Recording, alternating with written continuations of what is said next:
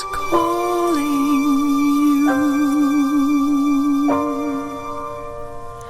The universe is calling me. It speaks both day and night. It's full of dark and light.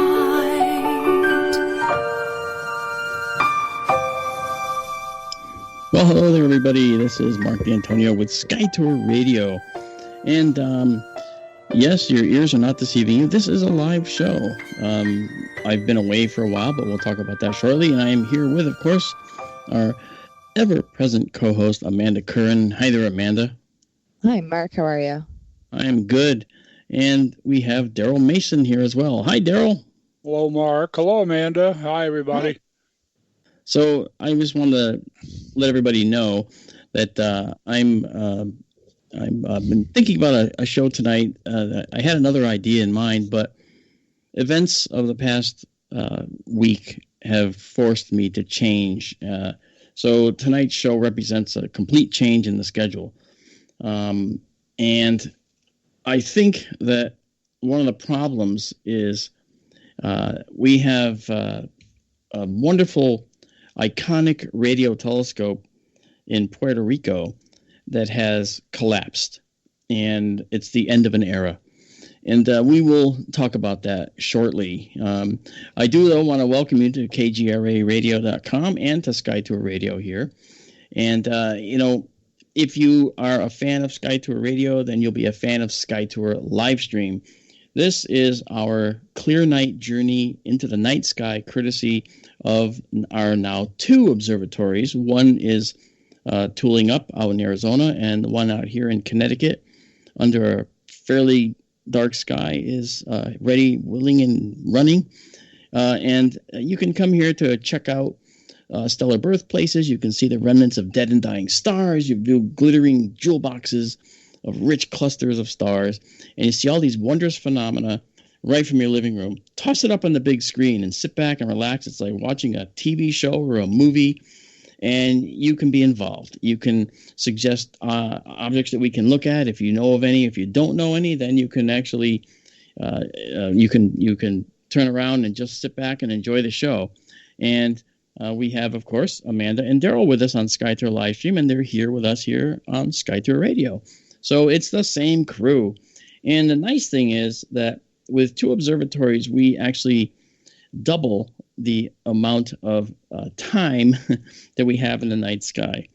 And it's really wonderful. We start off in Connecticut, and as the skies get dark in Arizona, we then switch over to the Arizona Observatory. And out there, the sky is quite a bit darker than here. So we will see a tremendous amount of difference. And so I look forward to bringing all of that to you. And I have to thank several people for that. You know, you've heard us speak of these people before.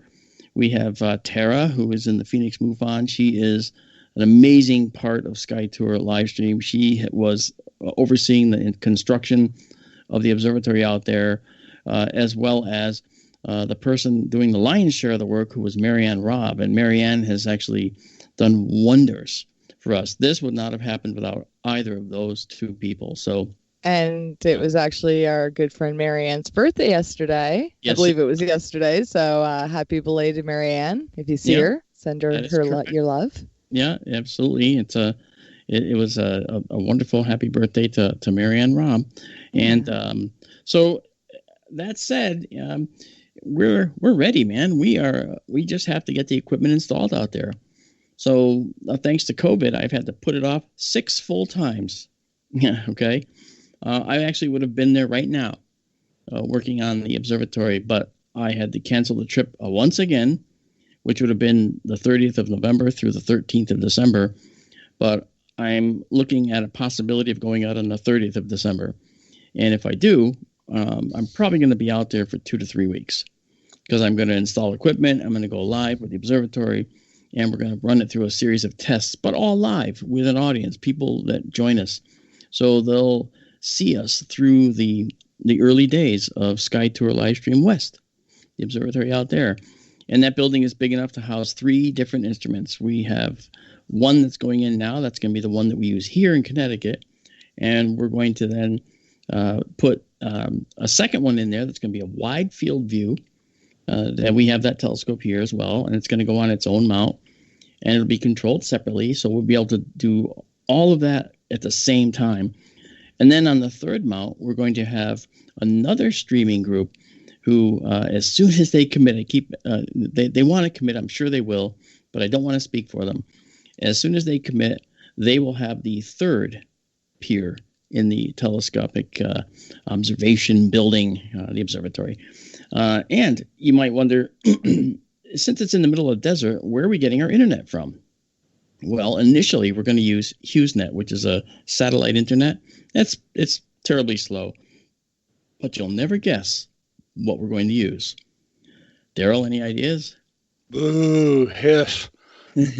I have a really good idea. Does it rhyme with Starlink? It does indeed. It does indeed. Actually, I signed up Sky Tour West for the beta program in Starlink. And the reason is because even though, as Daryl says, boo, hiss, it's going to be potentially problematic with our photos because we might see a trail of a Starlink satellite, there are also ways around that. And we're going to focus on the ways around that. And the benefit is that we will get higher internet speeds than I get here with, over $100 a month internet that I pay for.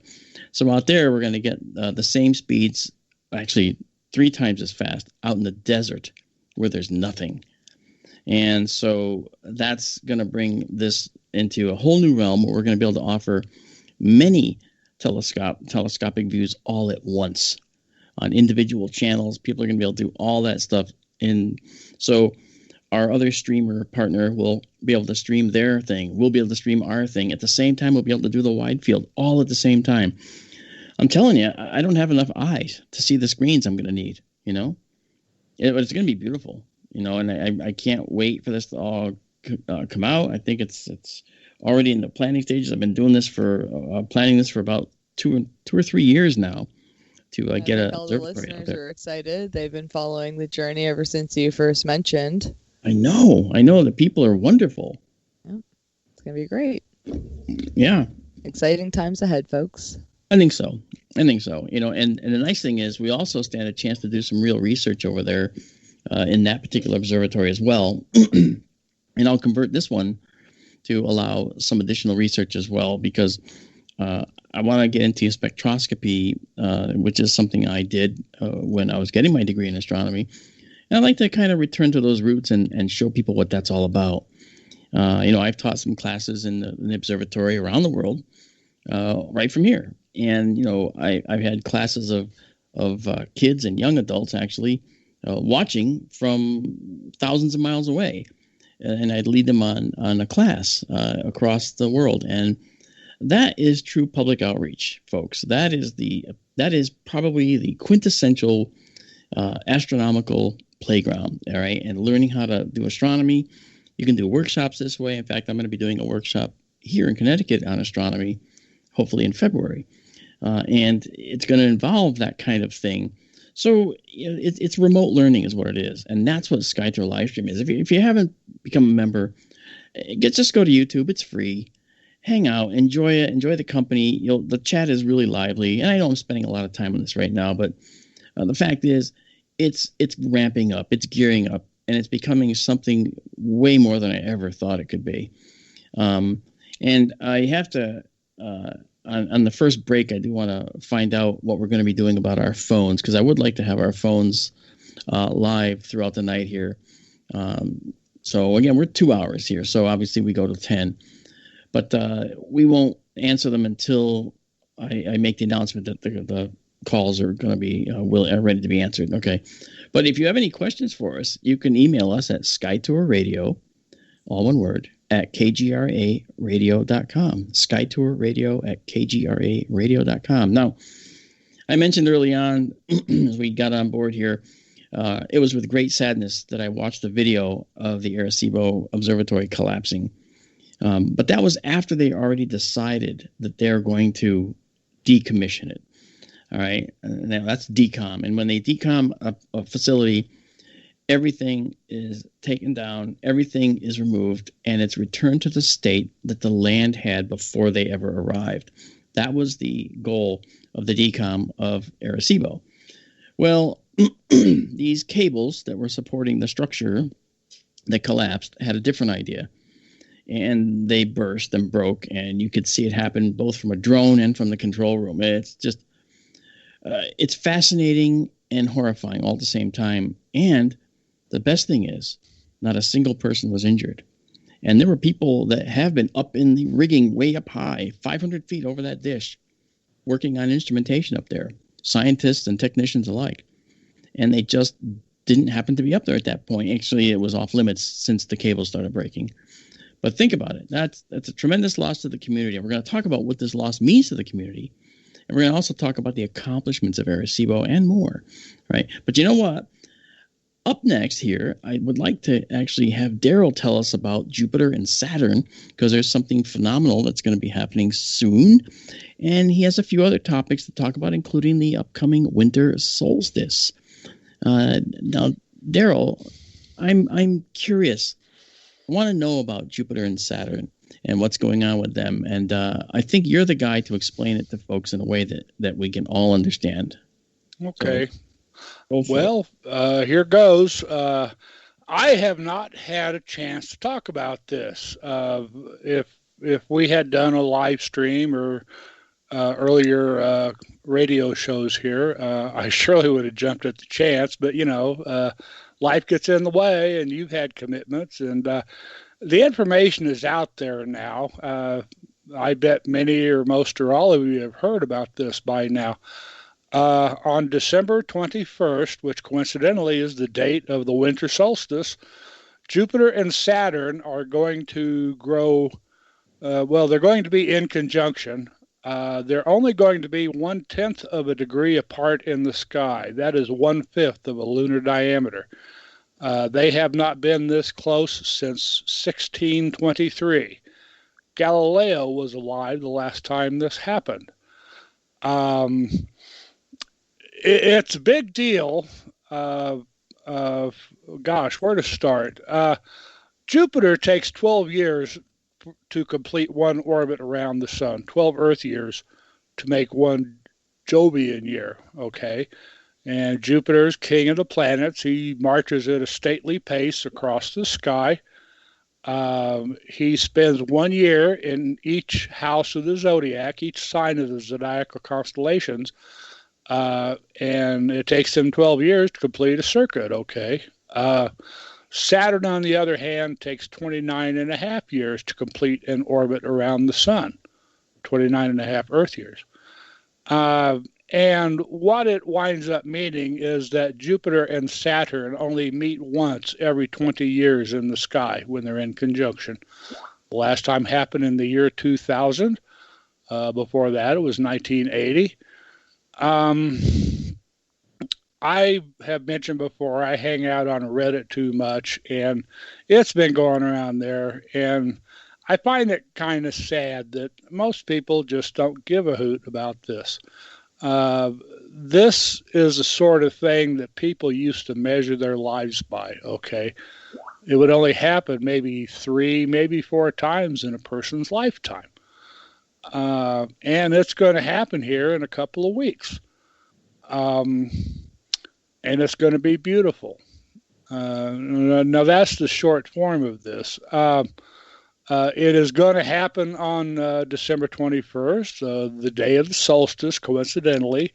Some people might read meaning into that. Maybe an astrologer might.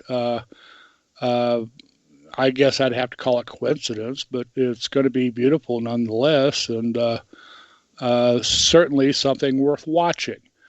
You'll, if you go out right now, or well, it's already set.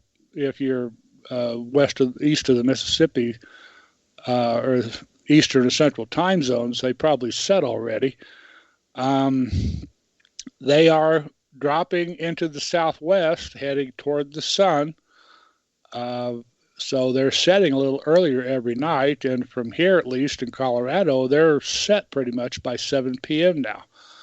And on the 21st, I will need to go out and be looking by 6 p.m. because they're going to set not too long after that.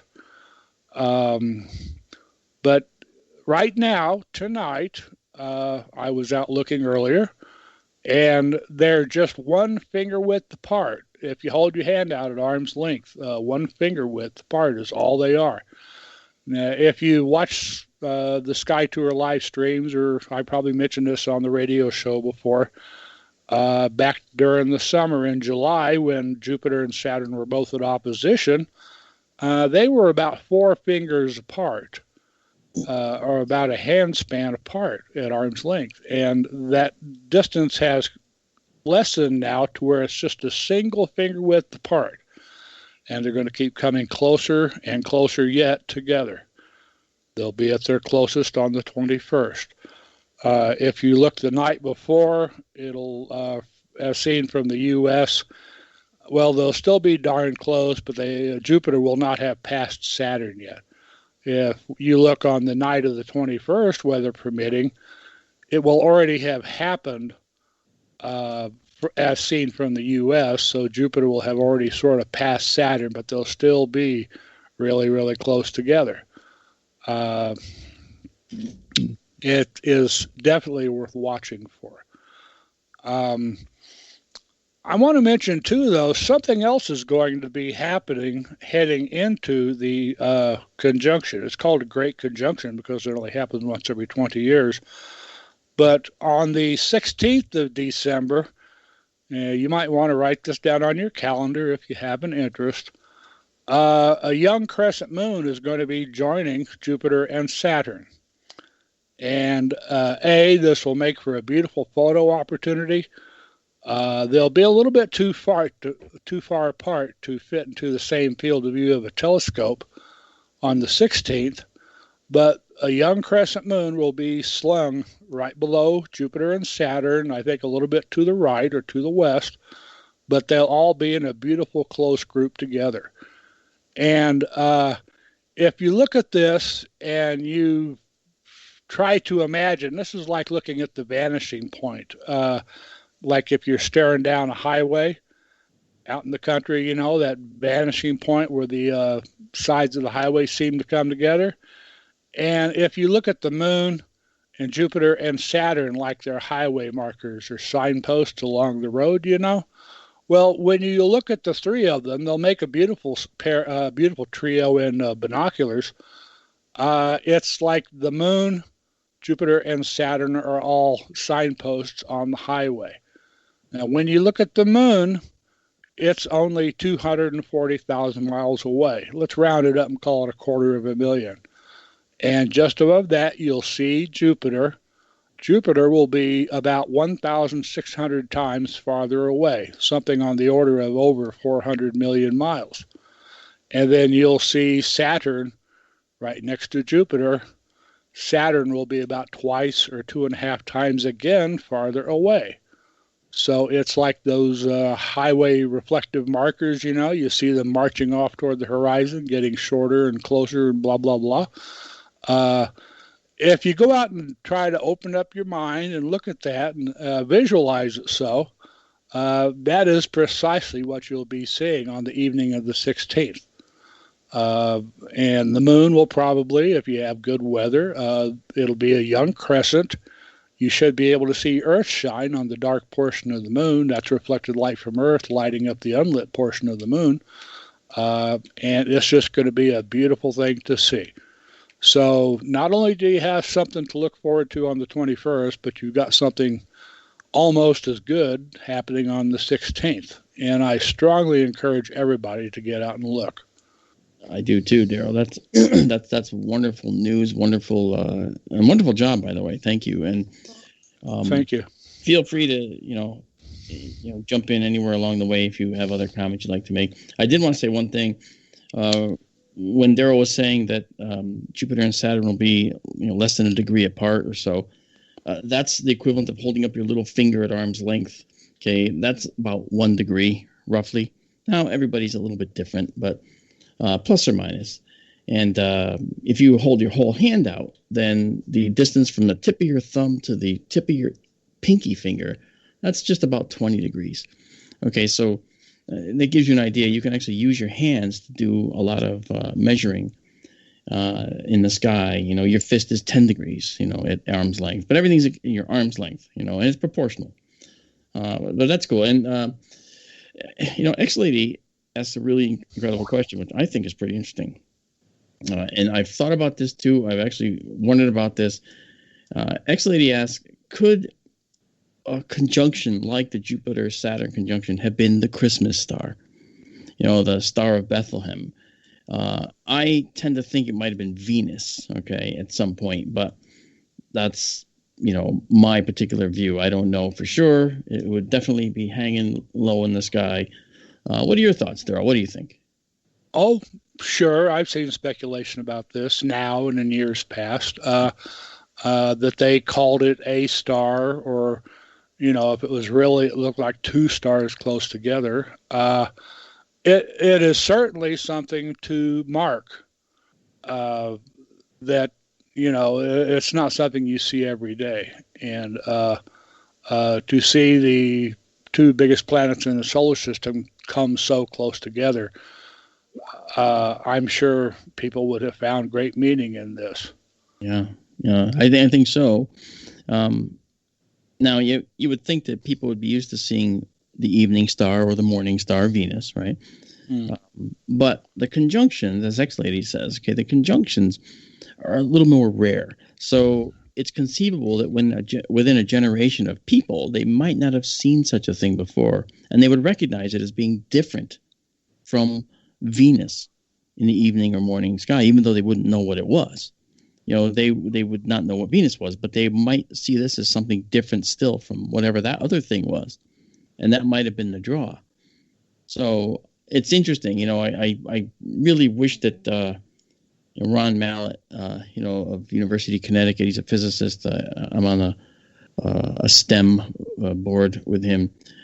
He's actually got a time machine concept that he would love to, you know, get going. And I think that there's some caveats there, but if his time machine could go all the way back in time, which it can't, I would love to go back and actually see what was in the sky at the time. Sure. Was it a hitherto unknown supernova remnant that happened at the time, and that we don't see it now in the sky, or for some reason we don't know where to look? Maybe we're looking in the wrong place, because everything was handed down by word of mouth, so we don't know quite where in the sky to look, and that's like a needle in a haystack, even with a supernova. You know, we do have a map of the sky, but we also know that the ages that we assign to some of these objects are wrong, and we know that. You know, we know that, you know, that we're always modifying the ages of these remnants that we see in the sky, because we can't readily deduce their age very well. You know, there's so many factors that go into it, you know. So I don't know. I think that that's a really interesting question that she asked, and I think that it merits some attention, you know. Yeah.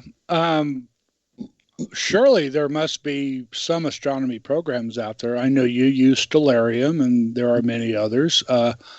Could you run the clock back so far in time and see, you know, what conjunctions were happening in the past? Yeah, actually, I did that with several.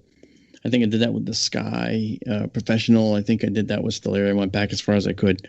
But you have to understand, and you do, and folks listening have to understand, that the accuracy of those programs is okay, but the farther you get from present day, the less accurate it's going to be, because things change between that far back and today that affected the orbits ever so slightly, but that accumulated change will cause some severe issues and severe placement issues of objects in the sky.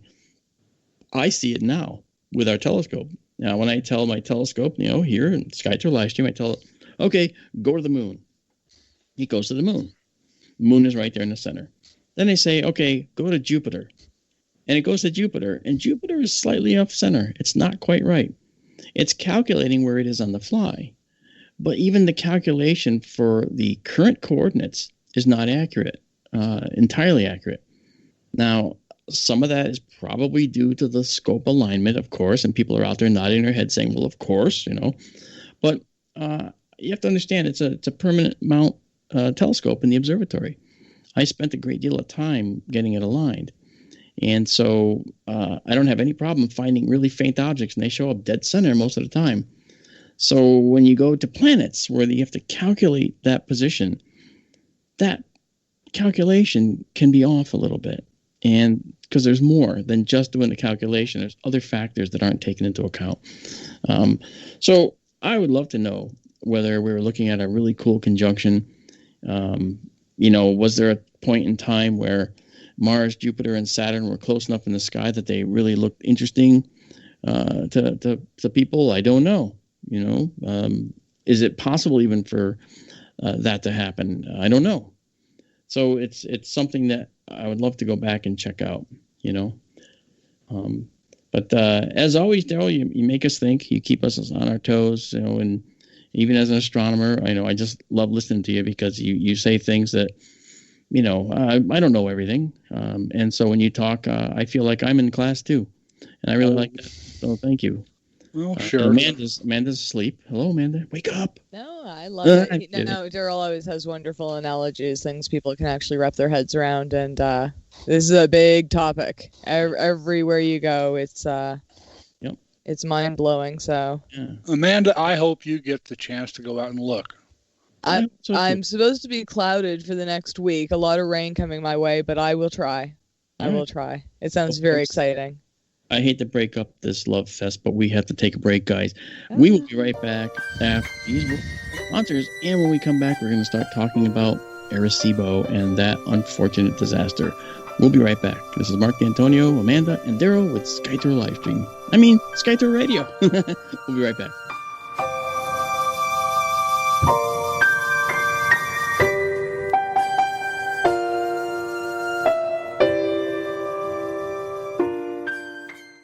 I'm getting older and noticing that my body just doesn't work as well as it used to. So I like to keep fit as possible by hitting the gym a few times a week. Recently, I started having a nagging bicep pain, and it got so bad I couldn't even lift the weights. When I was complaining about it to a friend, he told me about AngioPrim. He said chelation helps remove toxins, heavy metals, and cholesterol in veins and arteries that may cause blockages. After just 1 week of taking AngioPrim, the pain was gone, and now I'm back in the gym full strength. Scientific research proves the active ingredient in AngioPrim has superior oral chelation action that helps promote cardiovascular health. So to learn more, go to angioprim.com. That's ANGIOPRIM.com. Or talk to a trained consultant. Call AngioPrim toll free at 945-882-7221. You'll feel better with more energy. That's 945-882-7221. Or go to the website angioprim.com. Folks, this is very important information. What's to be said about CBD? AncientLifeOil.com. Our CBD is made from hemp and has 0.003 THC, which means this wonderful product won't get you high, no matter what amount you take. What does CBD do for the body? My hands are tied, but you can Google CBD benefits and be astounded. When you're finished reading, you'll want to log on to AncientLifeOil.com. That's AncientLifeOil.com and purchase. Life is good when you feel good. People are tired of pain. People are asking for non-GMO organic products to help them with you fill in the blank. Legal in 49 states, and again, our CBD is made from hemp. Ancient Life Oil is about helping people one by one by one. If you wonder how good the product is, the CEO takes it every day without miss. AncientLifeOil.com. That's AncientLifeOil.com. Have a great day. Permanent industrial glue impossible to remove? Not anymore, because Handyman Formula by D-Bond is a patented chemical adhesive remover. It's used in the building and home maintenance industry, but now it's available for your home use, for your DIY projects. Unglue stickers, silicone rubber, labels, price tags, flex tape, weather stripping, carpet glue, wood glue, liquid nails, even 3M 5200. And it dissolves graffiti. Yeah, graffiti. Handyman Formula by D-Bond works, and it's safe to use on most surfaces. No need to call a professional. Don't get out the pliers and blowtorch.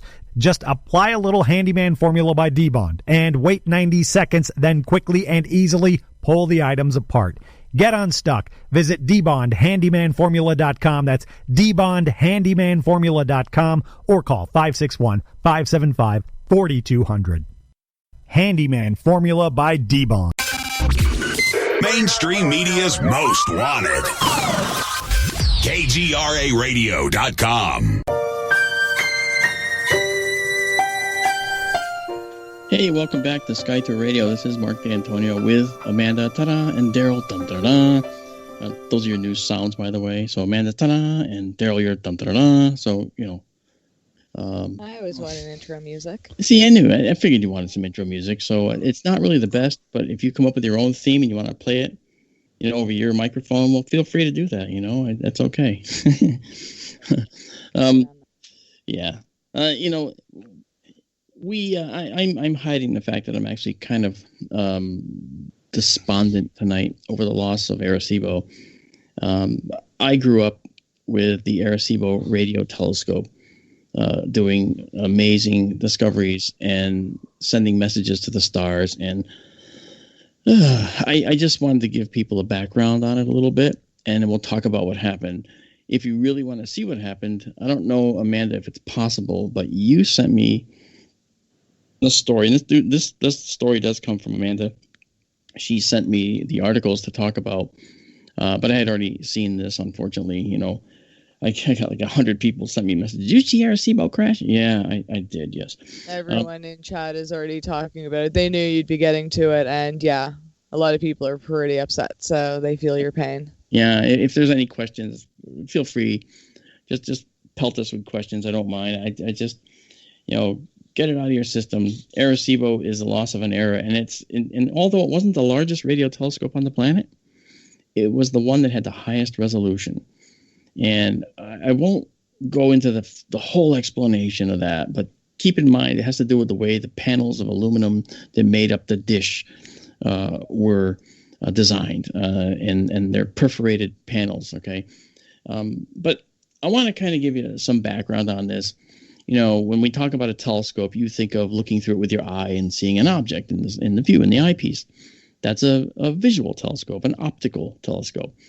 You know, and the thing that is interesting about Arecibo is that it produced images too, but it didn't produce them by looking at the light that we see.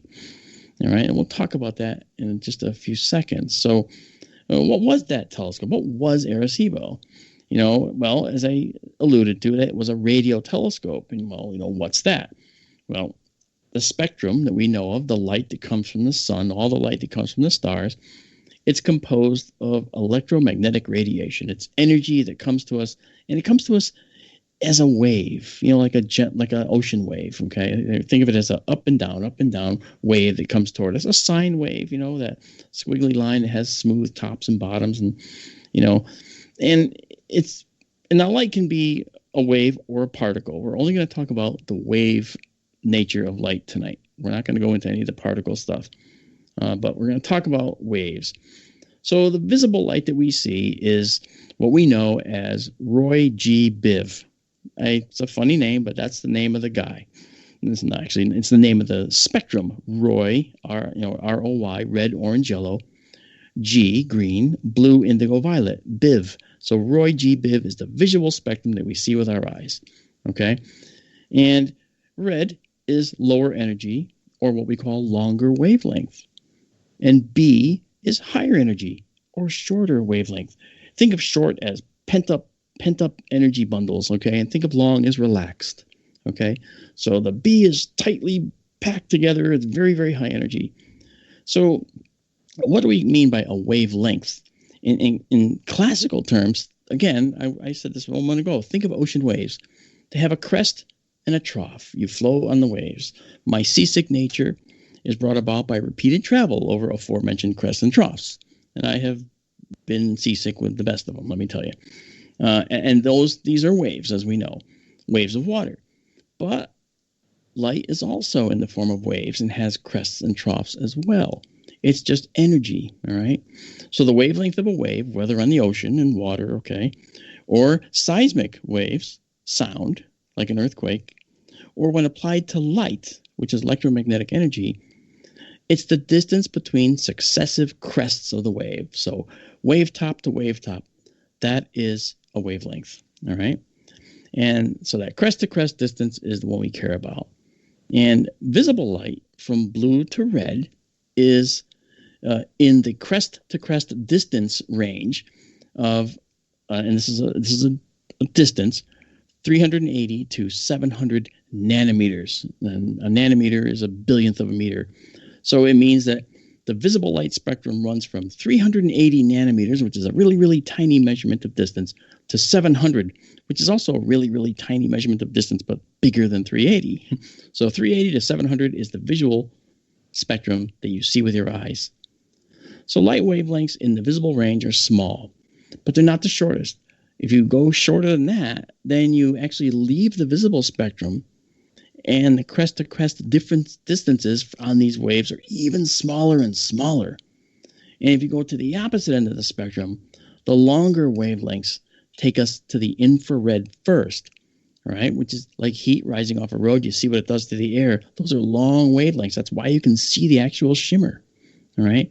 And infrared starts around 700 nanometers, and it goes up to about 1 millimeter in length for the wavelength. That's the infrared. Then next in that spectrum are microwaves, and they have longer wavelengths, and those are from 1 centimeter to 10 centimeters. You've heard of the cosmic microwave background.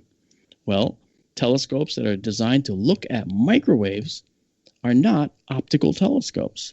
You can't see those with your eye.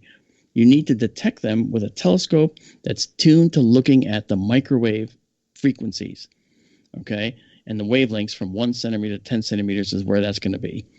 And then after the microwaves, and they're overlapped. Microwave and radio are sometimes, talked about as the same thing sometimes. You reach the radio region there, and effectively that's 10 centimeters up to 100 kilometers in length. Can you imagine a wave like in the ocean that's 100 kilometers long? I mean, that's huge, But imagine that in light at 100 kilometers long. So in summary, then, outside the visible, we have invisible light that we can't see. Past the blue end, you get gamma rays and X-rays and those really, really high frequency, short wavelength light, very, very high energy electromagnetic radiation. And in the other direction, out past the red, we have infrared. And those are more lazy, and they're mostly blocked by our atmosphere. However, there's something magical that happens after that, a little further out. Beyond that, we have the microwave and the radio region. And the radio region isn't blocked by the atmosphere. The infrared part is mostly, but the radio gets right down to the ground with no problem. So radio telescopes do not have to be parked out in space to get their signal. And Arecibo is just one of those radio telescopes. You see? And I think that that's a very interesting finding. That means that we can build big radio telescopes here on Earth, and there's other radio telescopes, as we'll see soon. But, Arecibo was the pride, if not the aging pride, of the international radio astronomy community, right? It was dominant for 56, 57 years, I think, Daryl? Yeah, something like that. Yeah. You may be planning to talk about this, but I gather China fairly recently they sort of copied Arecibo. Oh, the FAST. Yes, you're right. Yes, the FAST telescope. I guess the one difference is, and again, you'll probably touch on this, but the Chinese FAST scope, I guess, is just a passive receiver. It cannot actively broadcast like Arecibo could. Yeah, see, we're going to talk about that too, but that's a very, very good point, what Daryl just said. Okay, there are, and I have, that's in here. We'll talk about that. I want to make sure that I get to that, but thank you, Daryl. That's a very, very good point, and I'll just mention it now to make sure we cover it. Arecibo wasn't just a passive listening device. Now, it did have a way to change where it was looking in the sky ever so slightly, but you know what? it could only look 20 degrees either side of the zenith. Okay, so that means if you held out your hands together, have your fingers outstretched and touch your thumb tips together and hold your hands up in the air. Pinky to pinky is the only place in the sky that the telescope could see, and it would have to be steered there through an upper receiver to actually see that. So it was a very narrow band of the whole sky that it could see. But even so, it made mind-bending discoveries. Now, so we know that it collapsed, and we've seen videos of it collapsing. If you haven't, look up Arecibo collapse, and you will see. And it's Arecibo, by the way, Arecibo, right? Arecibo. And you put in the word collapse after that, and the videos will come up. It's chilling. It's chilling to watch this, especially since they had a drone in the air over one of the towers that failed. It was literally within 20 feet of the tower, looking at the tower, when it gave way. They couldn't have timed it better. And the drone was almost hit by flying steel braided cable. So it was really quite frightening. You saw that too, Daryl, I think, because you also sent me that video, I think. Oh, yeah. If I could chime in for a moment, Scott Manley on YouTube, Scott ScottManley. He's a British guy. He talks about rocketry mostly, but he has done a couple of excellent videos on the Arecibo disaster. Yeah. The first one was during the beginning failures back in November. He did an engineering analysis of why it was failing, and then he did a very good segment on it after it collapsed. Yeah. I sent you that, and a personal account here. Okay, I used to work in a mine here in Colorado. It was the largest underground mine in North America, and we used big cables like that. Not quite as big as the ones at Arecibo, but they were big cables. And one place you never wanted to be was anywhere close when one of those cables failed. That's right.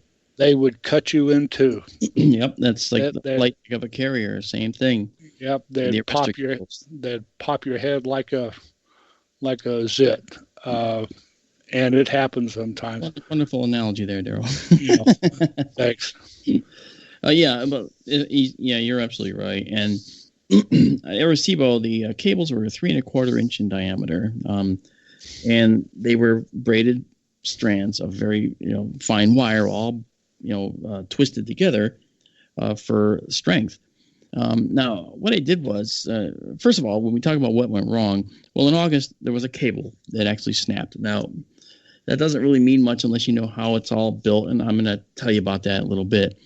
But for now, suffice it to say, I looked at the daily logs from the observatory, and they were actually very worried from earlier than August. They knew that the telescope was showing its age. They knew that some of the strands were popping. And the way they knew that was, and you probably know this too, Daryl, they painted everything white. And it was for preservation to keep the rust out and all that.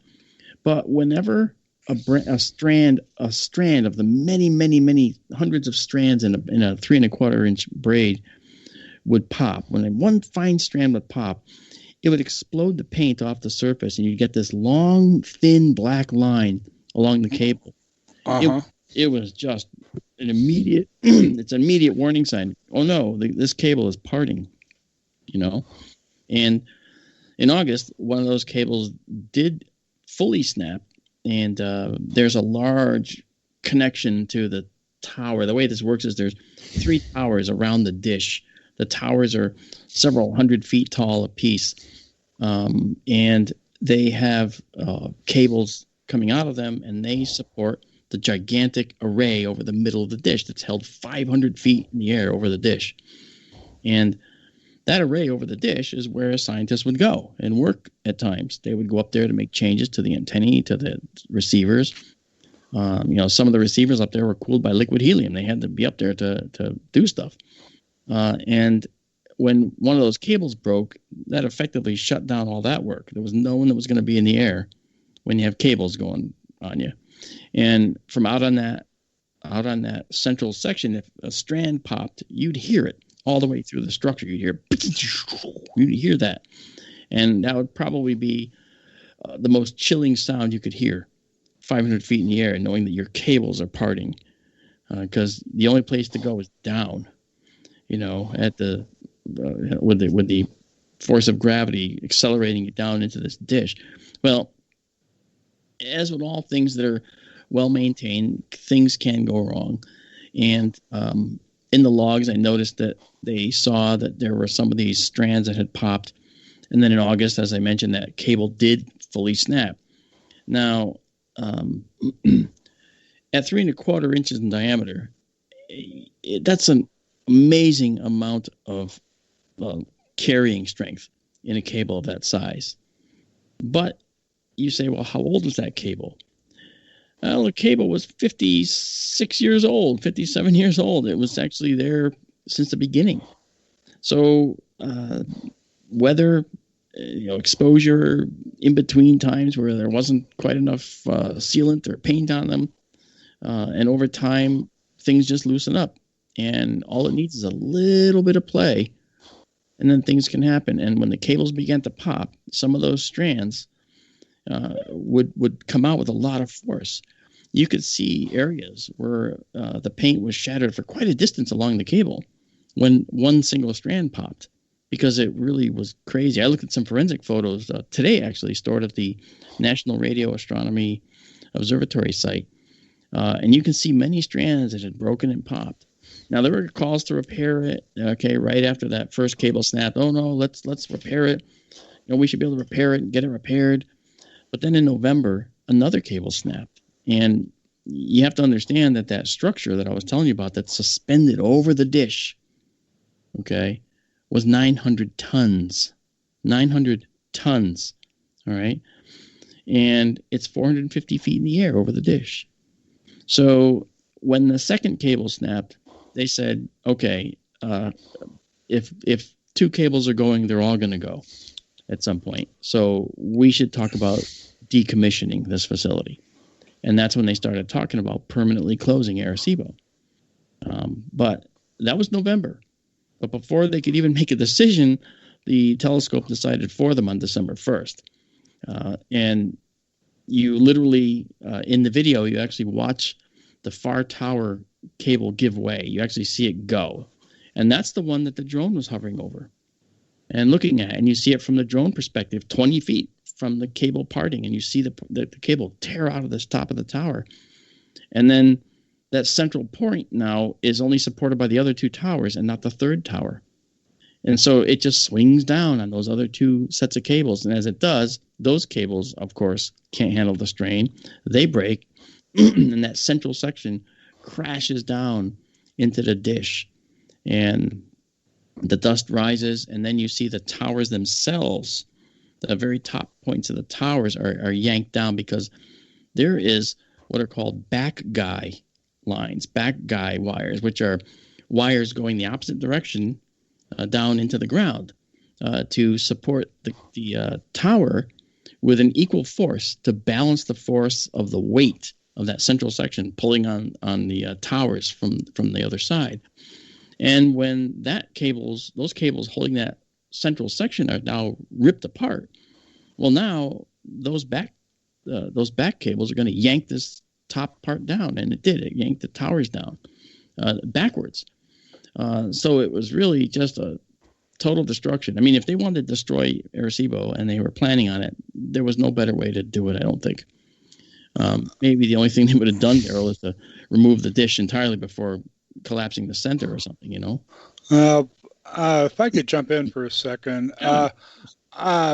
Scott Manley, on his earlier, the two vids about Arecibo, where he talked about the engineering analysis of the incipient failure at that point, I think he said at one point that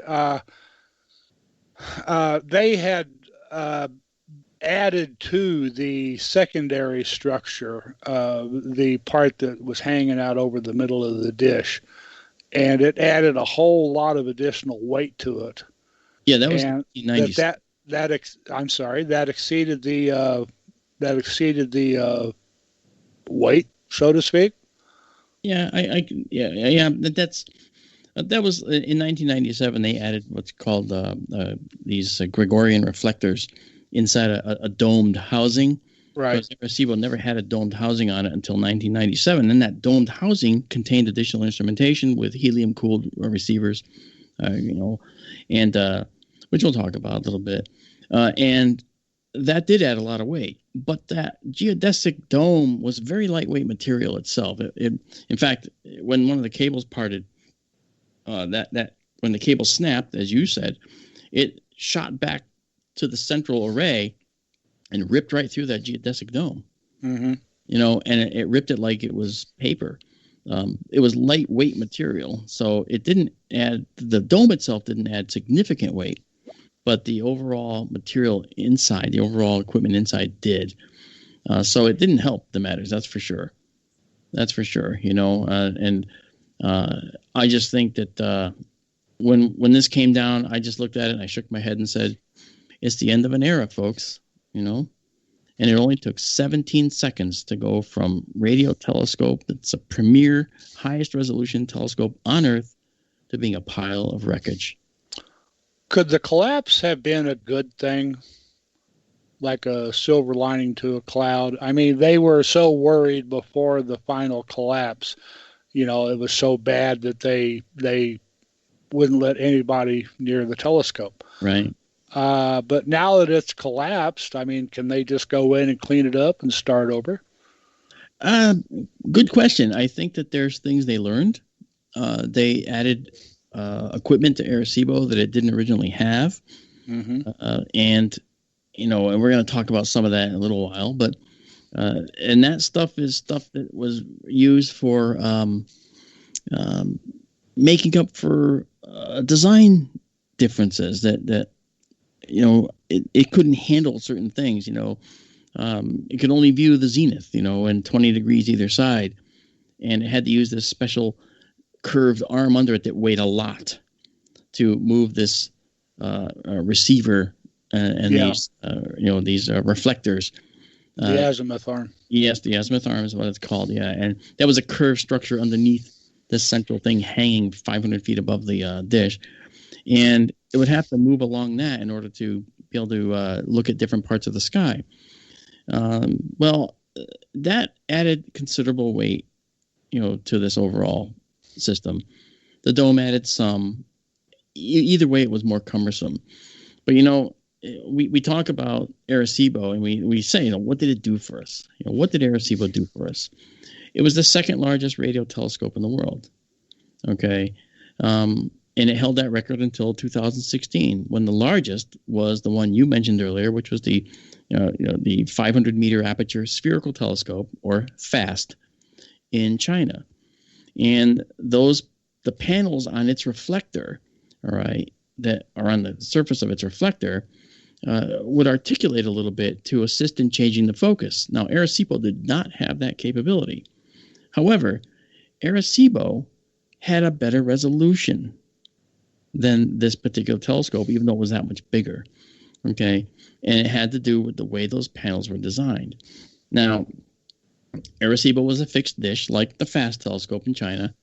And we talked about, putting your hands out and seeing that it was, if you put your hands out with your fingers extended on both hands and hold them up to the sky, pinky to pinky, pinky tip to pinky tip, that's the view that Arecibo could conceivably see if you moved the receiver along this arm way up in the air to help look a little bit to the right, a little bit to the left, kind of a thing. You couldn't otherwise do it. You couldn't do it. Otherwise, it'd be a narrow swath across the sky you'd see. So, being a fixed dish, it had that limitation. Okay. Steerable radio telescopes, okay, like people think of the Goldstone antenna. They think of other antennas, they can steer and look around, like the VLA, the Very Large Array down in New Mexico. Each of those telescopes can point and look at a different spot in the sky, right? Well, that sounds good, but you can't get a telescope as big as Arecibo with that kind of steerable capability. Not yet anyway. And so that's the limitations it had. but it was the most accurate radio telescope in existence for 57 years. Now, one of the benefits of Arecibo that you alluded to earlier was that not only could you listen through this radio telescope and get radio signals from faint sources, right? You could actually, and they did this up in that geodesic dome, they had a transmitter that would transmit very, very high power radar out. And then when it goes into the dish, it shoots this beam up into the sky. And if that beam intercepts some type of object in the sky, we'll see an echo. And we can actually build a 3D image of the object. Such was the case when Arecibo used its radar capability to see asteroid 1998 OR2. Okay? It was imaged, and you can actually see it tumbling as it moves through its orbit. And it's quite accurate. It's quite beautiful. Now, the telescope showed it to be about 3.9 miles across, which is 3.9 million miles away, and it's 6.3 million kilometers away at the closest approach, and wasn't going to hit us. It's a very important capability that it had, and now it's sort of lost. And the asteroid is 2.5 miles or 4 kilometers across. So there's more on Arecibo, and we'll talk about that when we get back. We already are hitting another hard break already. It's crazy. We'll be right back, and we'll talk more about this. We're going to talk about the anatomy of Arecibo and what it was really, how it was made, because that's something that's really, really interesting. But we'll be right back on SkyTour Radio in just a few minutes.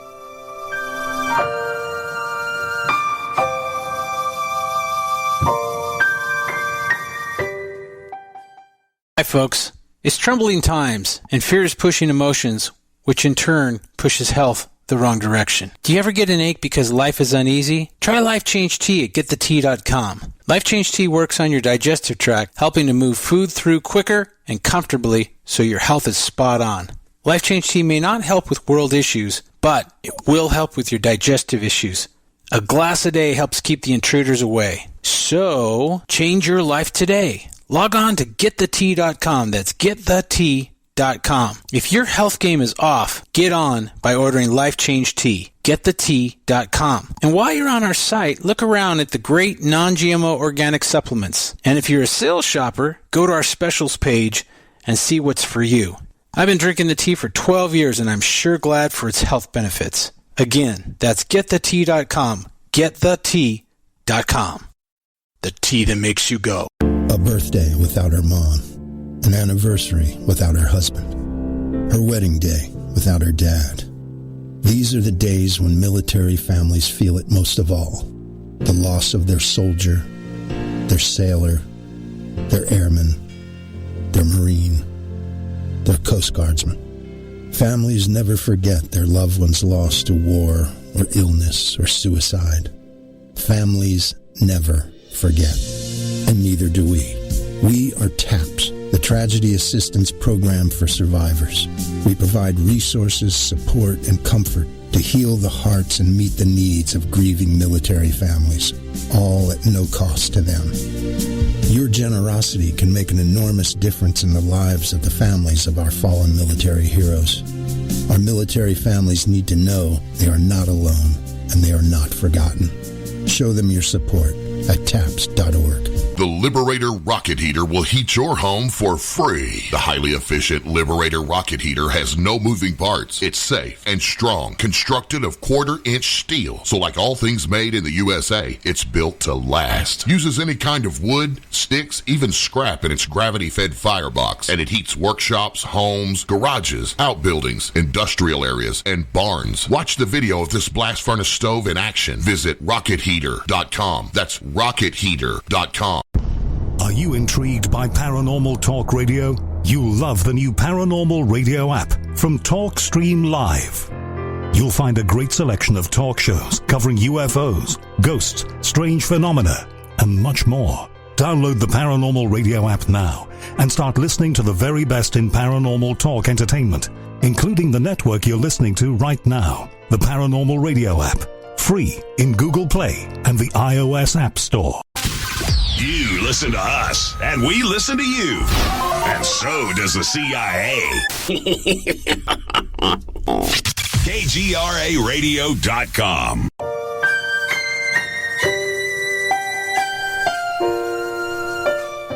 And here we are. We're back.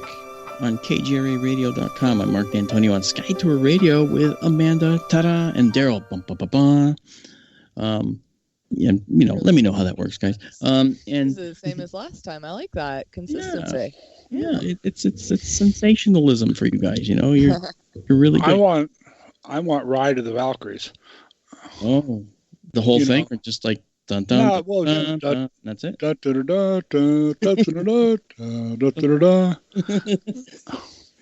but see, once you start that, you can't stop it till you're done. And because that's really such a powerful piece, Okay. But we can do something like that. So Amanda, and Daryl, and there you go. Maybe just that little segment, right? I don't know. We'll see. Okay. Hey, I tried, So before the break, we were talking about the Arecibo collapse and the anatomy of Arecibo. Now, people think about radio telescopes. They think about Arecibo. They've seen pictures, but they don't even know what they're looking at, And for a long time, growing up in astronomy, I didn't know and had no interest in it. That is to say, until I built a radio telescope. Now, I built this radio telescope with another astronomer, and we were intent on listening to Jupiter's moon, Io. Now you say, well, what does Io do? Does it have a radio station? No. It has signals that it gives off because of interactions with certain elements, certain atoms that are in the tenuous atmosphere of Io on the daytime side of Jupiter. On the nighttime side, the atmosphere rains out and it has nothing. But when it comes back out, that atmosphere reforms again, it's kind of a weird setup. It's it rains out in the dark side because of the cold. Well, anyway,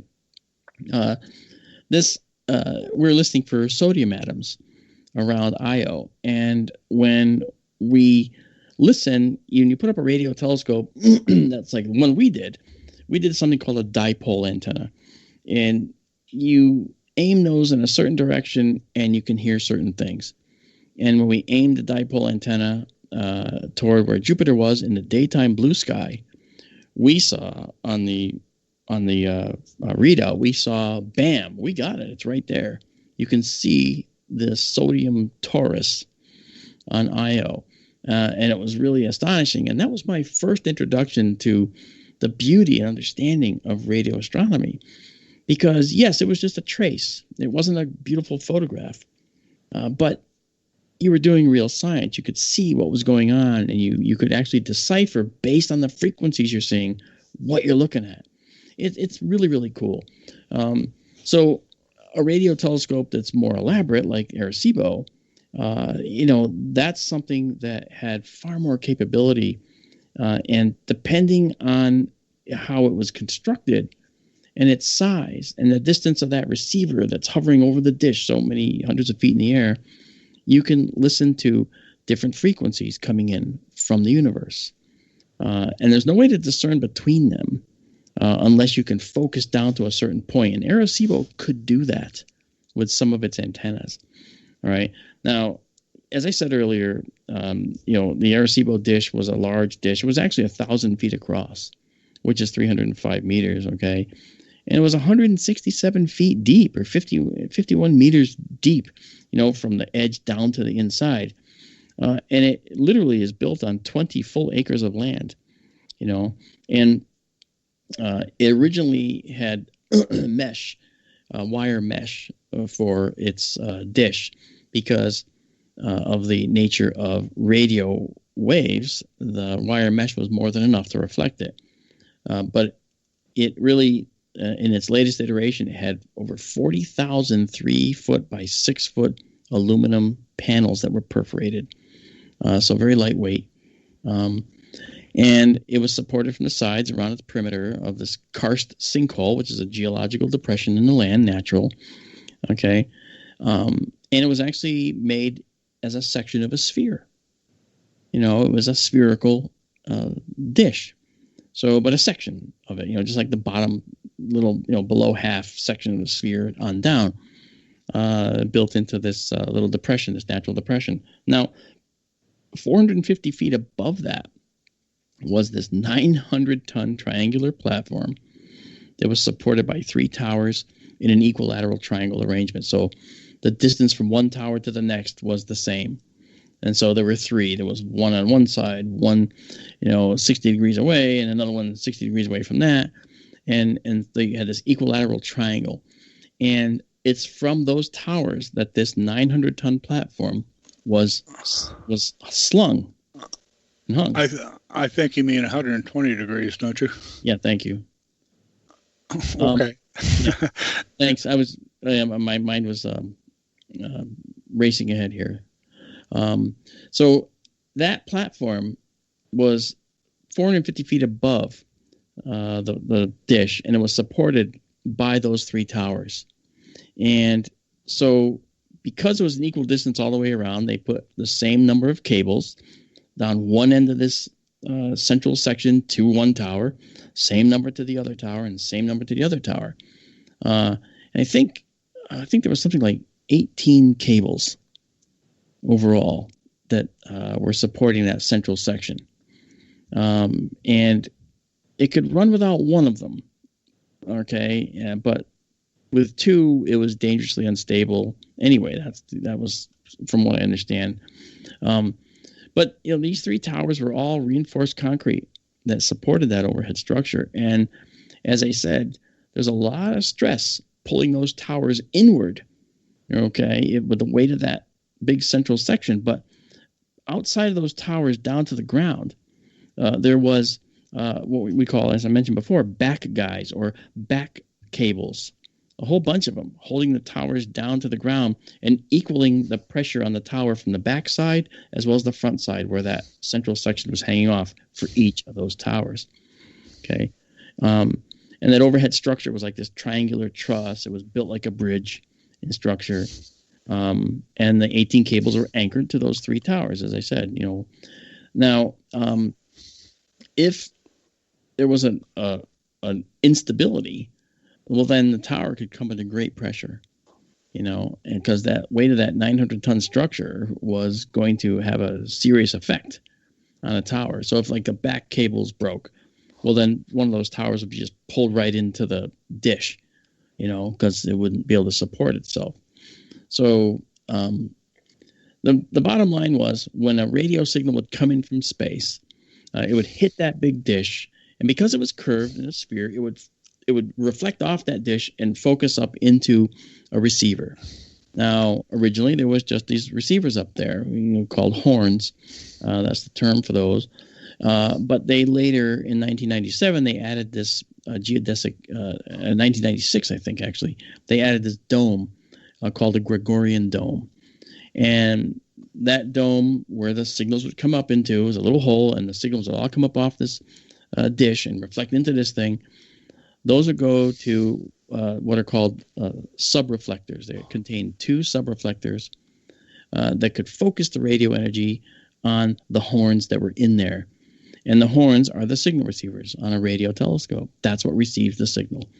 They're very, very sensitive. And those are the things that had to be cooled with liquid helium in order to reduce noise and allow that faint signal to be seen against any remaining noise. Keep in mind, it's a war against signal and noise, right? You want your signal to noise ratio to be very high. You want high signal to low noise. And so that's what the idea was. So the cooler that receiver could run, the less noise would be induced. And so it worked very well. It was a good thing, Now, during observations, they found that you could do with Arecibo observations that would be done in minutes. And with other radio telescopes, it would actually take hours, And I mean, there's over 100 telescopes worldwide, 100 radio telescopes worldwide, more than 100. But that number includes, the individual dishes, kind of like Arecibo. But it also includes something called interferometric arrays. Now, what are those? Imagine you go to a field and you see this long linear line of antennas, just antennas. It looks like those big TV antennas that you see sticking up off the ground to go, hundreds of feet in the air. But imagine one on its side in a field, and it has other little wires hanging off it. Those are what are called tuned antennas meant to tune and receive signals, radio signals. Now, the beauty of these fixed installations is the Earth's rotating. And as the Earth is rotating, it's receiving signals from everywhere these radio antennas can receive. So you get a swath of data every time the Earth rotates, day or night, incidentally.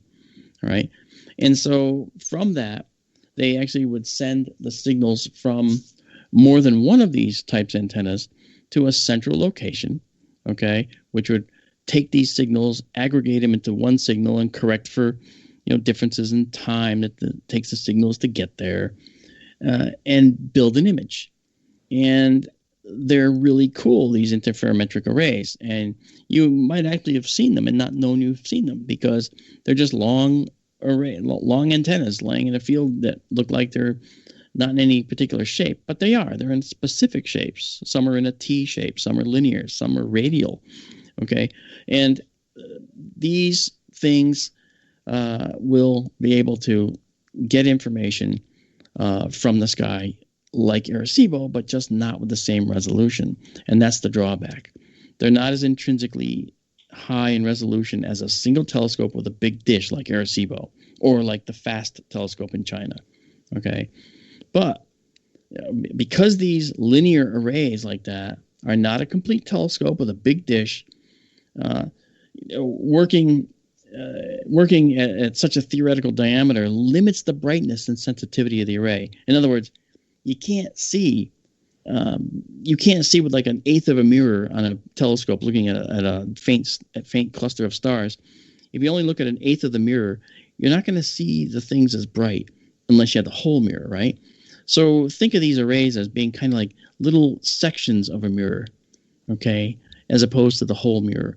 So what you have to do is have lots and lots and lots of these linear arrays, and they observe the same thing. And then you add up all their data together after you correct and put it together, and then you get the effective telescope size. See, that's the new way of doing things. And we call that very long baseline interferometry, VLBI. It's the new way of things. It's the reason we saw the black hole image in M87. Yeah, the LIGO and the Virgo telescopes. That's great. That's exactly. I mean, you're creating a synthetic aperture, a significant portion of the size of the Earth. That is correct. Exactly right. And that's the kind of thing that, when you said before, Daryl, this is kind of a long-winded answer to your question. Is losing Arecibo not a blessing? Maybe. It's not a blessing in that we lost a capability of having the most accurate radio telescope that could do radar on the planet. It's gone. We can't do that. The Chinese telescope can't do that. So we lost that. But using VLBI, we've also done some phenomenal things. Okay, now, what is VLBI really? When we know the words very long baseline interferometry. Okay, well, very long baseline. That means the distance between the telescopes can be large, like 1,000 kilometers apart. All right, and interferometry means that each telescope is going to get a piece of this image. It's going to see the whole image, but it's not going to be able to see the image with the brightness that you want, and it isn't going to be able to see it with the resolution that you want. However, if every telescope's images that is looking in this network of telescopes, every telescope that is looking at these, if those images are all combined and brought together in one central location, okay, that's the synthesis part that you were mentioning, then we will be able to see an image with unimaginable resolution. And that's precisely what we could do when we looked 54 million light years away into the heart of Messier 87 in Virgo. The Virgo galaxy there, that's a big giant elliptical galaxy that kind of looks like a sphere of stars. And 54 million light years away, we could see the black hole in the heart of that galaxy. And it showed up quite well.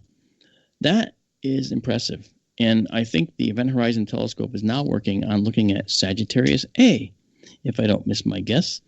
And that is the black hole in the center of our galaxy. So I think that was a really cool thing. So VLBI is the new way of synthesizing images. Now, I kind of have this weird idea, Daryl. We're going to have SkyTour Livestream East and SkyTour Livestream West with very much the same telescopes in both. Can we do the same type of thing? Can we do a simple VLBI process? Can we take images taken with both telescopes, correct for curvature of the Earth and time of signal receipt and all that, and synthesize an image? The answer is yes. We can. And I think it'll be very interesting to do some tests with that down the line. So I'm looking forward to trying that. The one part of the very long baseline interferometry I think didn't get touched on, though, is they have to combine those signals the time they receive the signals. I mean, those have to be coordinated down to like millionths of a second or something, don't they? Yeah. I mentioned that just a moment ago, actually, but I wasn't going to go into it because, yes, and that's the synthesis that I was talking about. Okay, they have to actually take because Earth is curved and because the telescope is going to be a different distance from an object. Okay, the signal is going to be arriving at one particular antenna, just a fraction of a millisecond before or after it arrives at another one. Well, those two observations have to be, I'll say, normalized, as if they were arriving at the same time before they can actually build their image. And that's what you're talking about, I believe. Yeah. And so that is something interesting. Now, I do know that, VLBI methods are important because VLBI, and Amanda, you sent this to us, this article, just so you know, this is one of yours. Arecibo was yours too, by the way, so everybody knows. Amanda sent that original article, and that spurred me to do the Arecibo special tonight. So it's all your fault. Chat, so I'll find this article too for them. Okay, good. Well, VLBI methods are good because there was a radio survey that was done of our galaxy to get a better picture of our place in it. Now, this is the story that you brought us, Amanda, and it comes from Japan. This radio wavelength survey, discovered that we're actually closer to the galactic center than we thought. That is to say, closer to Sagittarius A, the black hole, the center of our galaxy. Oh no, heavens, are we doomed? The answer is no. We're not. We're not doomed. By closer, I mean by a few thousand light years.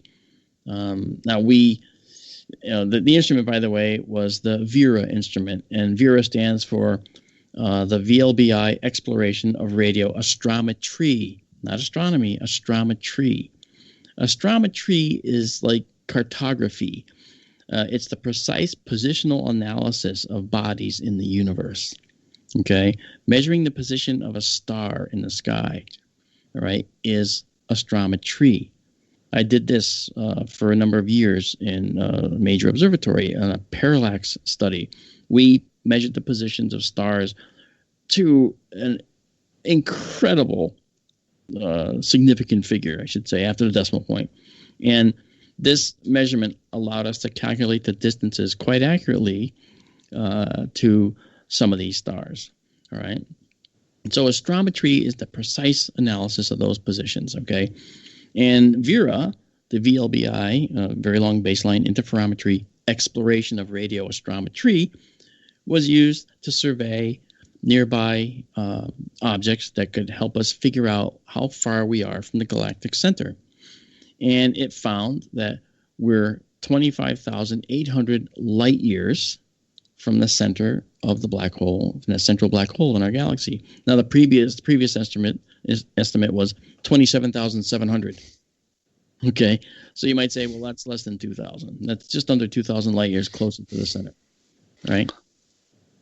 I saw a very recent article in the Sun newspaper out of the UK where they did precisely what you described a moment ago. Their headline was bait, oh my God, are we going to fall into the black hole at the center of the Milky Way galaxy? And then down, once you read into the article a ways, they admitted that no, we're not. But I'm sure the headlines suckered people into reading the article. Yeah, but because they mentioned the 27,000 some odd versus the 25,000 some odd light year difference. Yeah. Now, to some people that doesn't sound like a great deal of difference, but what you have to understand is that the 27,700 light years was an estimate based on other measurements we had done. This 25,800 actually represents a order of magnitude better measuring capability. So slowly but surely, we're getting better at our own cartography, which is the astrometry I talk about. So the VLBI then, very long baseline interferometry using radio telescopes, which is what Vera is. Okay, it used the Japanese instruments actually in Japan. This is one of the premier methodologies for finding some of the incredible phenomena in the universe and actually deciphering it. I have another one later on we'll talk about. And this brings us now to the Event Horizon Telescope. Okay, now Daryl and I think, are both big fans of the Event Horizon Telescope. It's a perfect application of multiple radio telescopes used to create one image. And again, it's using this very long baseline interferometry. Multiple locations create a single telescope with the effective diameter of the distance between the telescopes. And in this case, we're talking about the diameter of the Earth itself. So that's an 8,000 mile diameter telescope. Now, that's effectively what it is. And the interesting thing about that is that the aperture, the size of your telescope, dictates the resolution of your telescope. How tiny you can see, how much resolution, what's the smallest object you can see. Part of that is based on the diameter of that telescope. And with an 8,000 mile diameter, boy, that gives you quite a lot to look at, And so that's what they did. And the Event Horizon Telescope is most famous for the April 2017 image of that black hole looking in the core of Messier 87, that giant elliptical galaxy 54 million light years away. Now, but what is the Event Horizon Telescope? Now, as you said before, Daryl, we talk about having to synthesize all the observations from several different telescopes and bring them together, normalize their data, and then be able to use them to build an image. Think about where you actually have different telescopes of different apertures, different sizes. Well, that's what the Event Horizon Telescope is. Okay, so let's just quickly go through what the Event Horizon Telescope really is. Okay, it consists of, from north to south, the Greenland Telescope Project. Now, the Greenland Telescope Project, it's a telescope that's out in the middle of the Greenland ice cap. Okay, well, we got data from that for the EHT, the Event Horizon Telescope. We got NOEMA, the Northern Extended Millimeter Array, and that's near Grenoble, France. All right. And we have IRAM in Spain, which is the Institute for Radio Astronomy in the Millimeter Range. And that's a 30-meter fully steerable dish. Okay. And also in the Event Horizon, in the Event Horizon program, we have CARMA, C-A-R-M-A, Combined Array for Research in Millimeter Wave Astronomy, and that's in Big Pine, California. And you'll note that these names have the word millimeter in them. Okay. Recall here that the radio range starts pretty much after 1 millimeter in wavelength, and then microwave and radio kind of coexist in the same region of the spectrum, and then it goes into radio after that. Okay, so that's kind of why we'll see millimeter in these names. And then we have after CARMA, we have the SMT, which is the sub-millimeter telescope, and that's in Mount Graham in Arizona. All right, and then Kitt Peak National Observatory.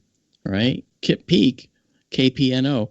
Although it's known for its optical telescopes and its solar research, KPNO operates 2 radio telescopes as well, and one of those is a 12-meter radio telescope. And then we have the CSO, the Caltech Submillimeter Observatory. That's a 10.4-meter diameter steerable dish in Mauna Kea in Hawaii. And we also have the Large Millimeter Telescope in Mexico. And it's the world's largest single steerable dish, and it operates specifically in a very narrow range of frequency. So it's pretty specialized. And then we have the most famous one, ALMA. I'm sure you've heard of ALMA, Daryl, the Atacama Large Millimeter Submillimeter Array. It's the largest astronomical project in existence, and it's high in a Chilean plateau at 5,000 meters in altitude. And then finally, southernmost, we have the South Pole Telescope, a 10-meter steerable telescope at the Amundsen Scott South Pole Station. Now, they focus on microwave, millimeter, submillimeter, and so forth. And, each of these in their own right have accomplished some really incredible things. And we'll talk a little bit more about that because, believe it or not, we're up against the break. Now, I do believe we have phones open tonight. So if anyone wants to call, you can call in this last half hour. Amanda, you have the number, I believe. It's like 85. Oh, I'm looking now. It is 855-472-5483. Thank you. There it is. Yeah, 85 KGRA Live, 855-472-5483. As Amanda says, do as Amanda says. So give us a call, and we'd love to hear from you if you have questions. And I know there's some questions that have come in the chat, and maybe when we get back, Amanda, you can guide us through some of those. All right. All right, guys, we'll be right back. This is Mark, Daryl, and Amanda. And we'll be returning with SkyTour Radio in just a moment.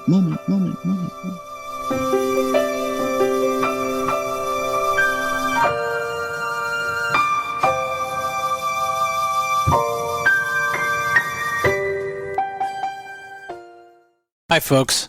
It's troubling times, and fear is pushing emotions, which in turn pushes health the wrong direction. Do you ever get an ache because life is uneasy? Try Life Change Tea at GetTheTea.com. Life Change Tea works on your digestive tract, helping to move food through quicker and comfortably so your health is spot on. Life Change Tea may not help with world issues, but it will help with your digestive issues. A glass a day helps keep the intruders away. So, change your life today. Log on to GetTheTea.com. That's GetTheTea.com. If your health game is off, get on by ordering Life Change Tea. GetTheTea.com. And while you're on our site, look around at the great non-GMO organic supplements. And if you're a sales shopper, go to our specials page and see what's for you.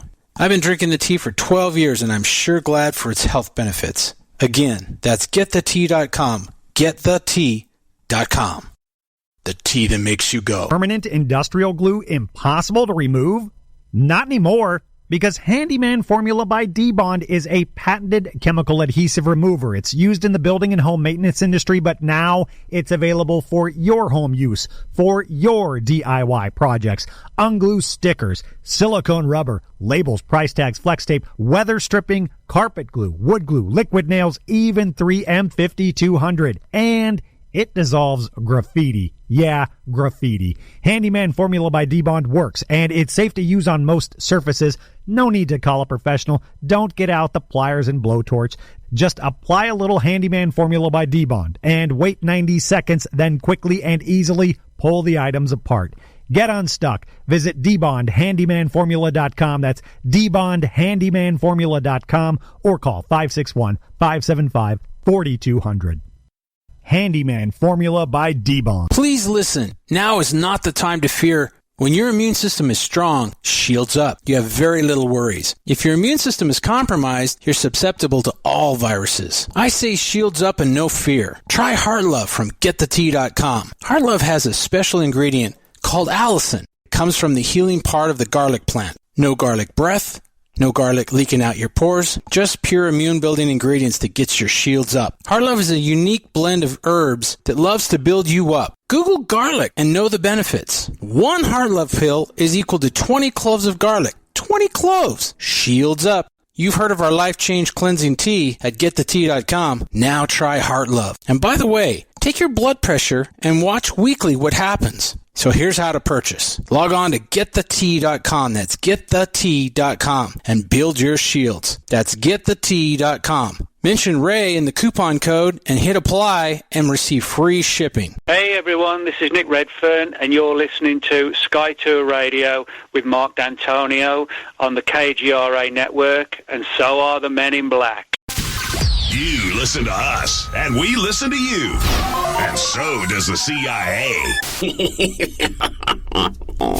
KGRARadio.com. Hey, welcome back to Sky to Radio. This is Mark D'Antonio. And again, if you would like to call and join the show and talk to us, the number is 85-KGRA Live. Amanda, the actual numbers are?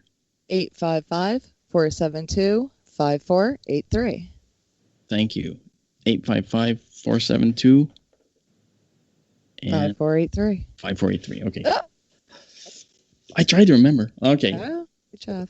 And I said when we come back we would look at some questions, and we do have a couple here in the chat, and one from back comes from our esteemed producer. He said, should they repair it and or scrap Arecibo or build a new upgraded telescope?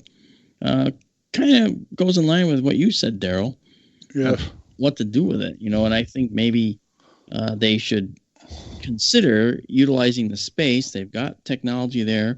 They've been upgrading it. So possibly it'd be a good idea to put a new radio telescope there. And maybe they will. Maybe they will, But, I got to tell you, sometimes things get in the way, and that's terrible, Funding.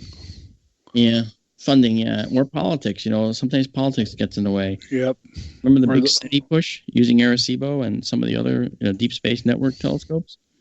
In the 90s, we were going to actually do a search for extraterrestrial life using these radio telescopes, listening and paying attention to different frequencies out there that might indicate there might be some life out there. But because of politics, it got shut down. So, when you mix science with politics, you inevitably end up getting a politician who's trying to talk like a scientist, and all he or she does is goof it up, and it just comes out embarrassing. And that's what happened. This was one of those cases where that happened. So I'm not a big fan of politics and science. They don't go together at all, and they should stay out of science entirely. So let's see. Before we move on to the questions from chat, we actually have a caller on hold. Okay. Bring him on in, Bill. All right, Bill, bring him on in. Hi, caller. What's your name and where are you calling from? It is Ronald from Minnesota. Hi, Ronald. How are you? Ronald from Minnesota. Hi, I think I've heard of you before. Mark and Amanda and Daryl, how you doing? Glad to hear you guys are back. Hello, Ronald. I had a question. Tell us what you're thinking. Well, I had a question, but I don't know if it's really on topic for this conversation. However, we might discuss it at a later date. So I'll just throw it out there and let you guys think about it. If you want to answer it now, you can. If not, that's okay too. But question has to deal with time and gravity. For instance, here on planet Earth, time is set to, we'll say, 24 hours, just to be simple about the equation. Don't rattle off the decimal points, please. Just go with me on this. Just 24 hours for planet Earth. All right. Okay. And is that due to our gravity that we're rotating? 56 minutes. Okay, yes. And then, so now, if we go to Mars, our time is going to be different, correct? Yeah, because if you think about time, we measure time by the passage of one rotation of the Earth, right? Yeah. So that has culturally been the passage of a day. So, that is how we measure time. But when you try to talk about gravity and time, now you're bordering dangerously into special relativity or general relativity. Ooh. And that's where the rotation of the Earth has nothing to do with time anymore, per se. Time is affected by speed, okay? And if you have a gravitational well like a black hole and you're moving into it, that's what an observer watching you fall into the black hole will never see you fall into the black hole, because they'll reach a point where the light coming back, the light will be suspended. It'll be pulled equally toward the black hole as trying to get away from the black hole. And effectively, they'll just be, we'll call it information, sitting right at that event horizon of the black hole. So it'll never actually see you fall into the black hole. So, time, light, gravity, they're all inexorably linked. And things get weird when you have very high gravitational fields. Like a black hole. Interesting. So I was kind of on track. Thank you for that. I was concerned when could I add something there? Go ahead, Joe. Yeah. Going back to comparing an Earth day to what's called a day on Mars, if I remember correctly, a day on Mars is called a sol, S-O-L. Sol means sun, of course. And I have mentioned on the live streams when we were looking at Mars a couple of months ago that, interestingly enough, the day on Mars is only about, 36 minutes longer than a day on Earth. It's 24 hours and 30 some odd minutes. But that's neither here nor there. But a day on Mars takes 24 hours and 30 some odd minutes. Yeah, and that's the passage of time, as Ronald was talking about, I think. And, like I said, because you mentioned gravity, Ronald, and that's the problem. Okay? Yeah. You mentioned gravity, okay, and, you're going to get my relativistic hat going on here. So yeah, I saw that coming a mile away. Well, you can definitely save this for another argument later. Or maybe a discussion, whatever you want to call it. Not necessarily an argument, but it won't be because Daryl and I are always right. There you go. That's a joke. All right. Well, thank you very much for the show. Thank you, Bill, for taking the call. Thank you, Amanda and Daryl, for being here, and of course, Mark, for having a live show tonight. Appreciate it. Thanks. All right. Thanks for your call, Ronald. Take care. All right. Bye-bye. I thought I was wrong once, but I was mistaken. That's a joke. Yeah. That's funny. Yeah, so, there were some other questions that were up in the chat earlier, and let's see, there was one blue. I think Charles had one. Can they combine data from opposite sides of Earth's orbit, synthetic aperture of 186 million miles? Again, it was going way back. I'm not exactly sure what part he was referring to, but I'm sure you guys do. No, that's actually yeah. And he's right. LBIV lights or whatever. Yeah, VLB. But go ahead. In a sense, we have been for a long time whenever we discovered stellar parallax. That's right. But in the sense that you're talking about, could we park telescopes halfway across Earth's orbit in space around the sun? Sure, if we wanted to. I've heard talk about on a somewhat smaller scale, positioning telescopes like Lagrange points and things like that. That's all a matter of just increasing the aperture. Yeah, and actually the term would be the effective aperture. If you have a telescope like let's suppose Charles, who's blue orb, let's suppose you're right. Let's go to 186 million miles. If we have a few telescopes out at one Lagrange point and 186 million miles away, we have another one, okay, there. Again, radio telescopes. Think of the resolution that we would have looking at the black hole in the center of Messier 87 now. It wouldn't be 8,000 miles, an 8,000-mile diameter telescope. It would effectively be a telescope with a diameter of 186 million miles. And that's the thing which would actually increase our capability tenfold. We might actually be able to see, with that kind of resolution, we might be able to see planets around other stars visually, and if they're radio telescopes in the radio region easily. So we're talking about gaining resolution. So if we could park some telescopes out near the asteroid belt and here at Earth, that's always problematic because of the different orbital speeds, but we could work with that. We could make that work. The best thing about the Lagrange points is that everything is going to be moving equally, and roughly because they do float around the Lagrange points too, as the forces balance and so forth. Lagrange points, remember, are parking spots in space where all galactic forces sum to zero for that local area. Plus or minus, and that plus or minus is why they drift a little bit. So that's okay. So that's an interesting question, Charles, and we can continue to talk about it. Any other questions, Amanda, that you'd like us to answer? Yeah. I'm surprised Ronald didn't mention this when he was on air, but when you were listing all the different satellites, he was asking about the SOHO, asking for a specific technique, but again, it was a while back, so I'm not exactly sure what technique. If he wants to get back to me in chat. He's talking about the very long baseline interferometer technique. And the SOHO satellites, they're... Is that one of the ones you mentioned? No. The SOHO satellites are sun, solar heliospheric observatory satellites. And these satellites look at the sun. And they're individual satellites, right, that look at the sun, and they give us information about the sun. We see the sun's corona. We see other parts of the sun with this. We learn a lot about our star this way.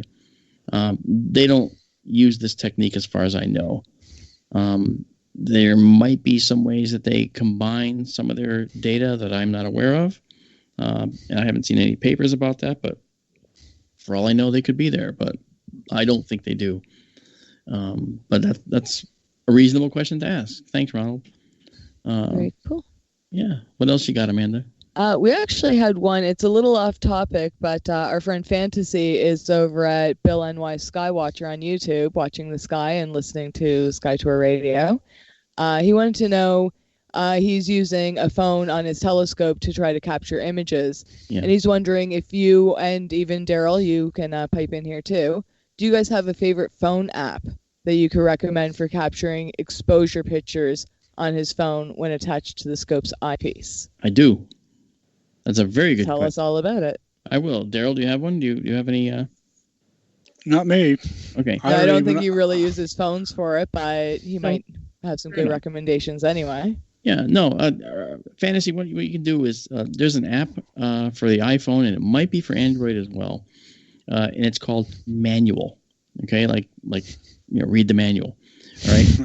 And RTFM.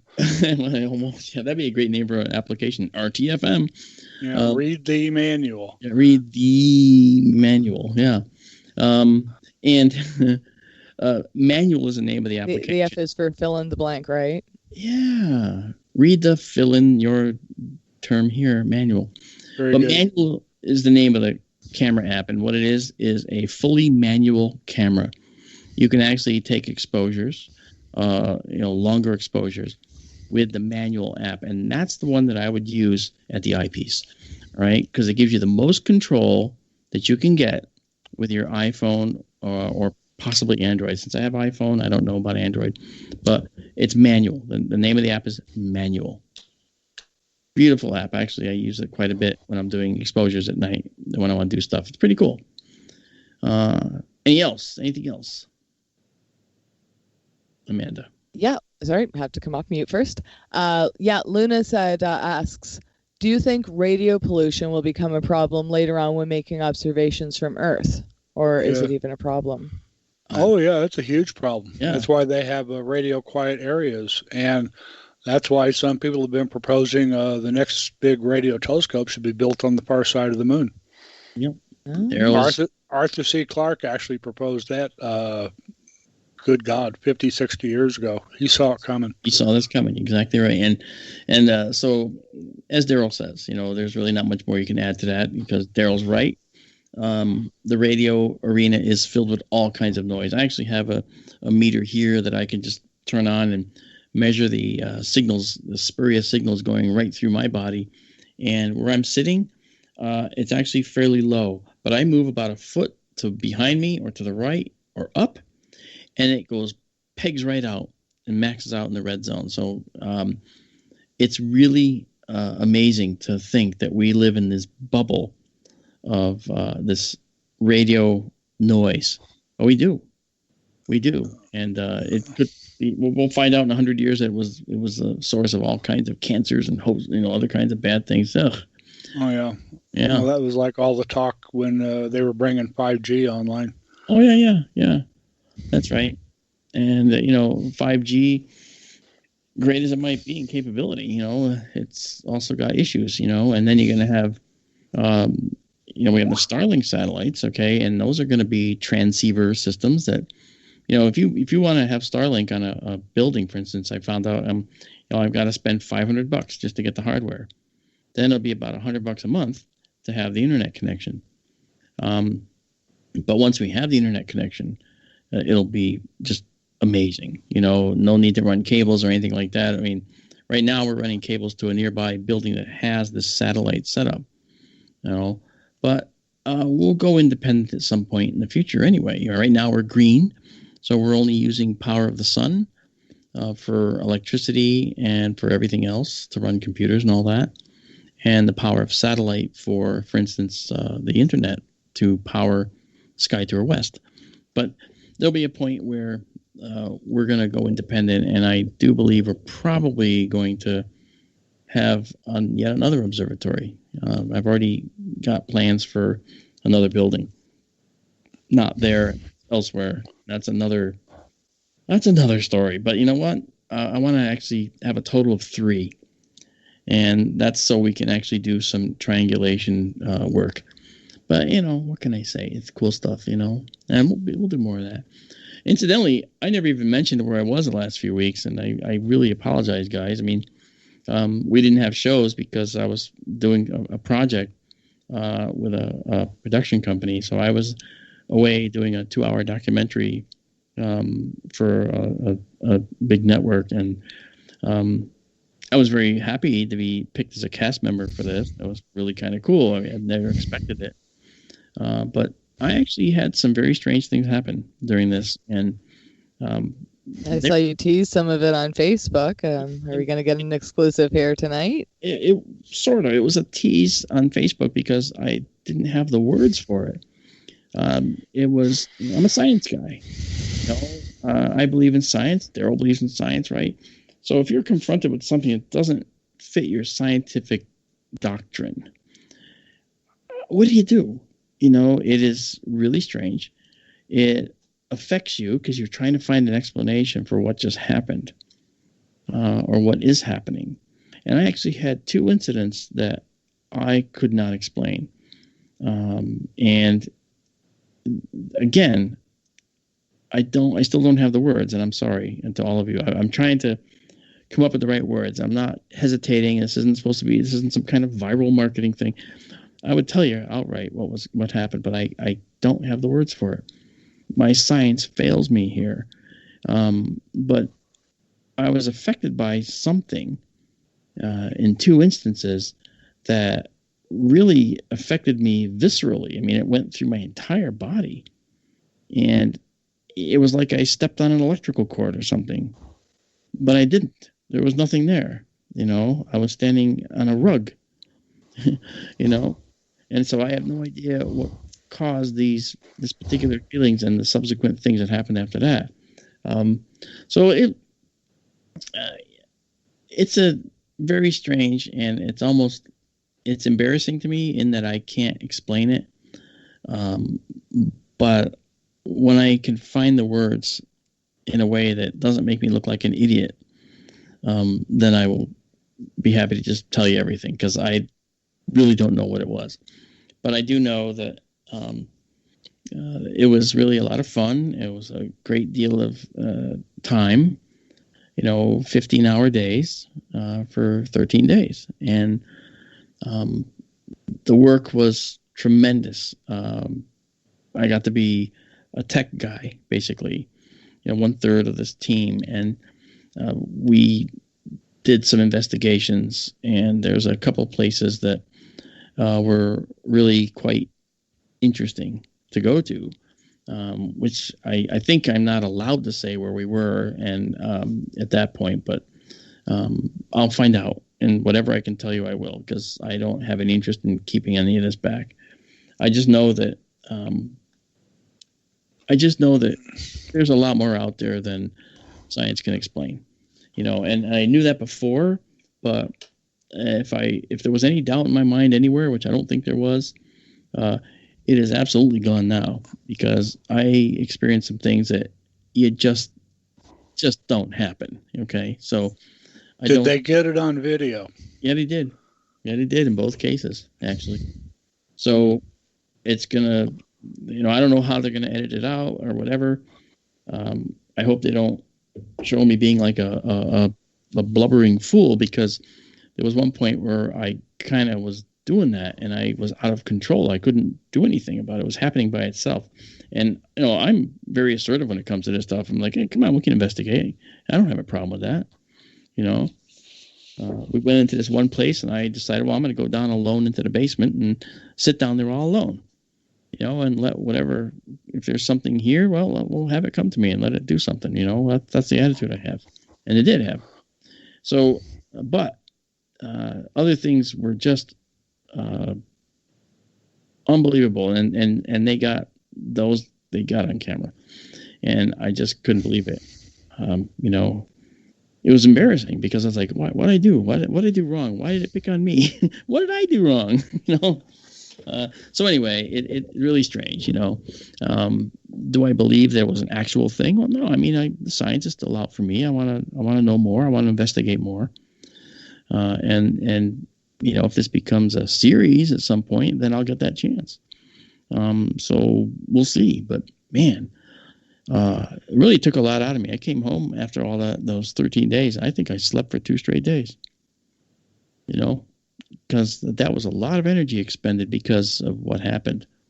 And what happened was in the last day or two, actually. That was the last day or two when all that happened. And boy, that was just, wow. That was crazy. Anyway, I know that I'm going on and on. Everybody's going, well, tell us what it is. I don't have the words. I really do want to tell you what it was, but I can't. I don't have the right words. And, it's not as easy as you think. I don't think I've ever seen you or heard you at a loss for words before, Mark. Yeah, I know. It's a source of an issue on the show sometimes. I get it.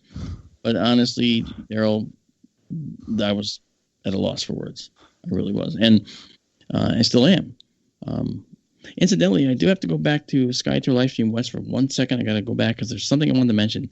The door of the observatory is a beautiful piece of art, and it was done by Tara Dulis, who is part of the Phoenix MUFON group. She may be listening tonight, and if she is, I just want her to know and publicly state that the door that she created for the Sky Tour Livestream West Observatory, she did because she wanted to do it.